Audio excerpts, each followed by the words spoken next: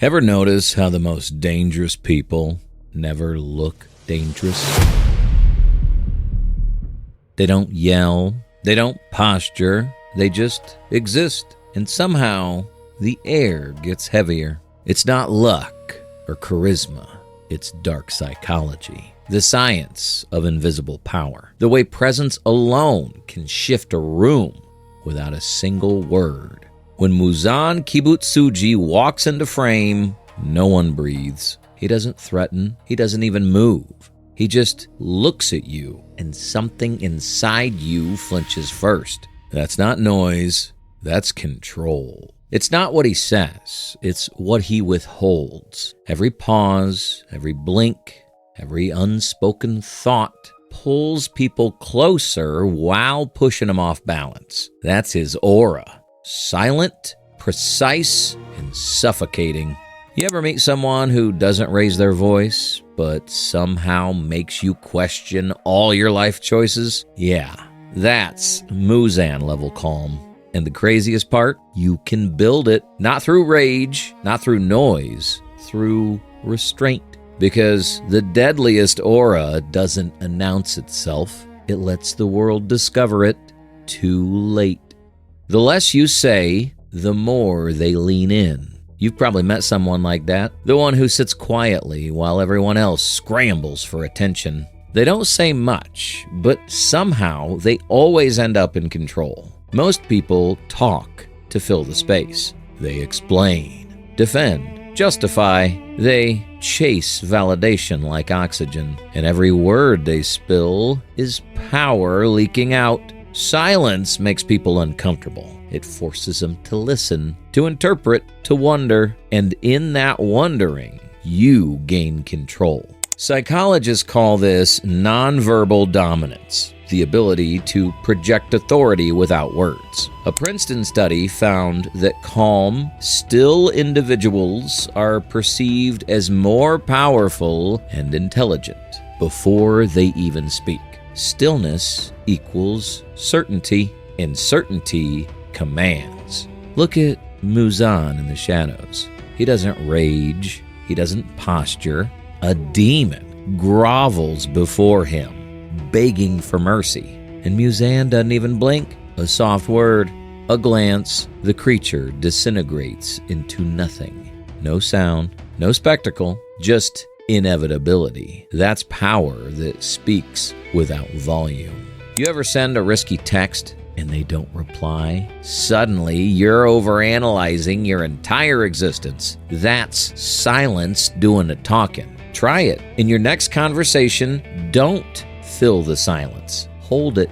Watch what happens. They'll shift, fidget, explain themselves, because silence is a mirror, and most people are terrified of their reflection. Predictability is weakness. If they can read you, they can play you. Most people wear their emotions like cheap cologne.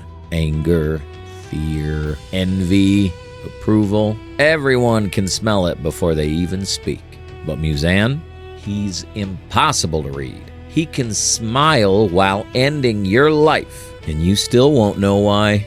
That's his secret.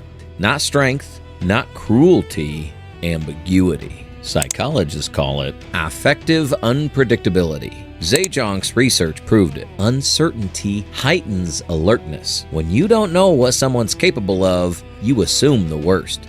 That's how fear spreads. Not from violence, but from possibility. When Muzan walks calmly through the crowd, as a husband, a father, he's untouchable. Because danger hidden behind civility is more terrifying than rage in the open.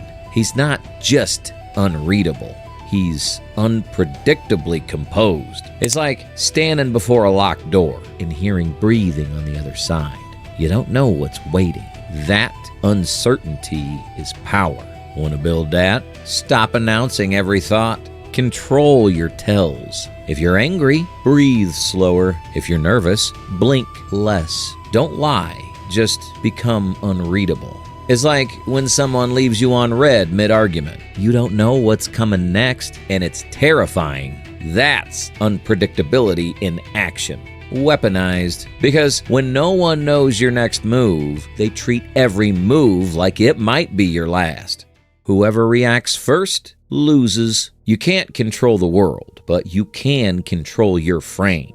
And that's all you need. Someone insults you, smile. Someone doubts you, stay calm. Because power isn't in retaliation, it's in restraint.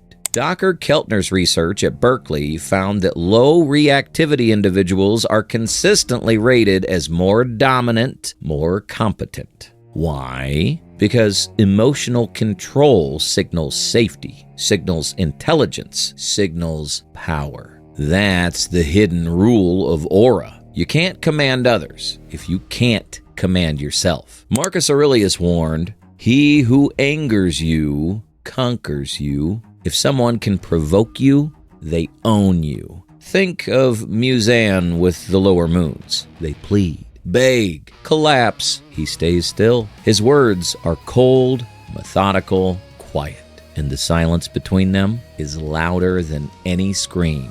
He doesn't raise his tone because he doesn't need to. Emotional discipline isn't numbness. It's refinement. It's knowing your chaos, but never letting it spill onto the floor. You don't master calm to control others. You master calm so no one can drag you out of yourself. Train that. When you feel triggered, pause before reacting. 1 breath. 2. You'll feel the difference. That shift from instinct to intent. Because when you stop reacting, you stop being controlled. Power isn't force, it's pacing. The person who controls the rhythm controls the room. Meanwhile, the rest of us are out here speed running side quests like they give XP in real life. Most people sprint through life like they're late for something they don't even want. But the powerful ones, they move slow, talk slow, think slow, because they can. Tempo control is one of the oldest behavioral signals of dominance. A 2018 psychology study showed that slow, deliberate motion correlates with perceived authority. People's breathing, posture, even heart rate sync to the calmest nervous system nearby. So when you slow down, they adjust to you. That's why Muzan's presence feels heavy when he's just standing still. He never rushes. He never mirrors the chaos around him. He dictates it. Same reason generals, surgeons, warriors look unshakable under pressure. They move like they own time itself. You can train this right now. Speak half as fast. Wait before answering. Walk like you have nowhere to be. Because stillness isn't passivity. It's silent control. The world will match your tempo. Or fall behind trying. People don't fear chaos. They fear competence. Loudness is insecurity dressed as power. Precision is the opposite. Power dressed as calm. In nature, the apex predator rarely roars. It waits, moves once, finishes clean. Humans sense that too.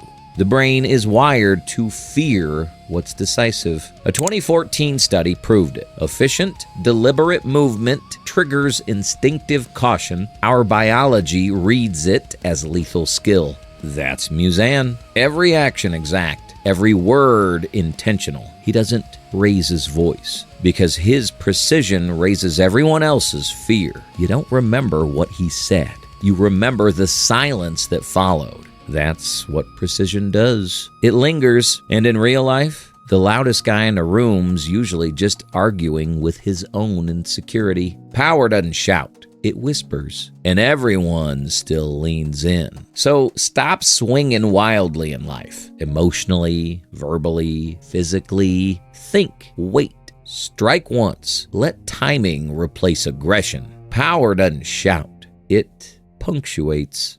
Stop trying to be liked. Start becoming felt. Most people burn their energy performing, chasing validation, scrolling for worth, waiting to be seen. But the harder you chase attention, the faster it runs. The rare ones don't perform. They pull, quietly, effortlessly, like gravity itself. But we've all been there. saying too much to prove we belong, explaining ourselves until the words start sounding hollow. You post, talk, justify, but deep down, you feel invisible. It's like no matter how loud you get, the world just scrolls past you. You're performing presence instead of embodying it. In psychology, this is called the gravitational effect. People with high internal confidence, calm, self-sustained, unreactive, literally change the emotional temperature of a room. They don't demand respect. They absorb it. Presence is quiet conviction that everyone feels before they understand why. Look at Muzan. Even disguised as a human, a husband, a father, he commands unease without saying a word. He doesn't roar for control. He doesn't posture. He exists, and the air gets heavier. It's like walking into a museum. The crowd is loud, but the statue's silence makes you lower your voice before realizing it, not because it demands respect, but because it already owns it. Here's the truth. Chasing respect is the fastest way to lose it. Neediness repels power faster than weakness ever could. The strongest people don't ask to be respected. They act like it's already decided. And eventually, everyone else believes them. That's why Muzan doesn't demand loyalty. He expects it, and that expectation becomes reality. Respect isn't announced. It's felt. It's the silence that makes people lower their voices without knowing why. The lesson: stop performing. Don't explain your value. State it once, then stay silent. You'll notice it in small ways. People leaning in, matching your tone, hesitating before they interrupt. That's the moment you realize you've stopped asking for respect. You've started commanding it.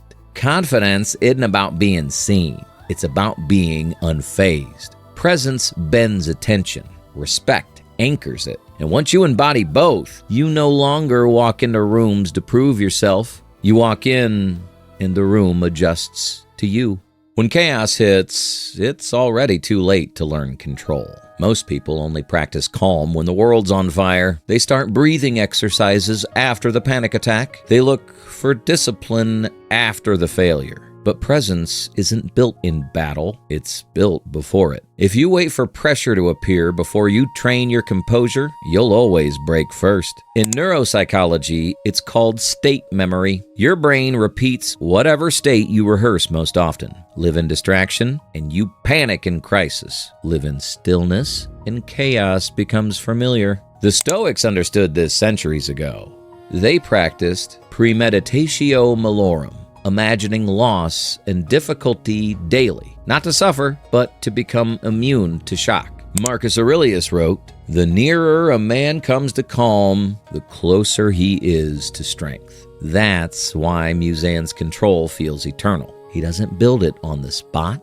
He's been building it for centuries. He's not guessing who he is in the moment of crisis. He's rehearsed that control 1,000 times. Every breath, every gesture, precise. That's why nothing surprises him. Think of a swordsman sharpening his blade when no one's watching. By the time the fight arrives, he doesn't need to think. He is the weapon. You can do the same. Start with 5 minutes a day. No music, no scrolling, just stillness. Observe the noise in your mind and let it pass. Train stillness like it's a weapon, because the goal isn't to be feared. It's to be free from chaos, from reaction, from yourself. Because when the world finally tests you, you won't have to find calm, you'll be it. In a world screaming for attention, be the silence that makes everyone tremble. You don't need power to be feared. You need restraint. Because real strength isn't in motion, it's in mastery. The control to do nothing when others demand a reaction. The discipline to stay calm when everyone else collapses. The patience to hold your fire until it matters. So stop chasing attention. Stop broadcasting strength. Start embodying control. Because when you master stillness, you stop being a personality. You become a presence. Stillness isn't weakness. It's when purpose finally stops running from you. You don't shout to be heard. You stand still, and the world listens.